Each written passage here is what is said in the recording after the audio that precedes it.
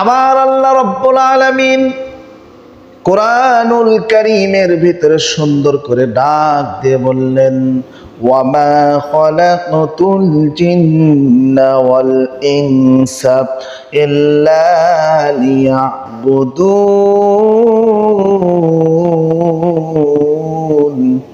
আল্লাহ তাআলা সুন্দর করে বললেন, আমি মানুষ এবং জিনকে সৃষ্টি করিনি ইল্লা লিয়াবুদুন, শুধুমাত্র আমার ইবাদত করার জন্য সৃষ্টি করেছি।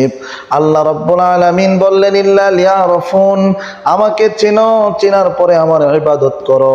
যদি আল্লাহ তাআলাকে আমরা চিনে ইবাদত করতে পারি, আমার আল্লাহ তাআলার সমস্ত ইবাদতে আমাদের মনটা বসবে। কথা বলুন ঠিক কিনা? এই জন্য আল্লাহকে চিনে ইবাদত করতে হবে, আল্লাহ তাআলার রাস্তায় চলতে হবে। আল্লাহকে চিনে আমরা যদি ইবাদত করতে পারি, আমাদের নামাজের ভিতরে মনটা বসবে। আল্লাহ তাআলা বলেন, قد أفلح المؤمنون الذين هم في صلاتهم খাশিউন।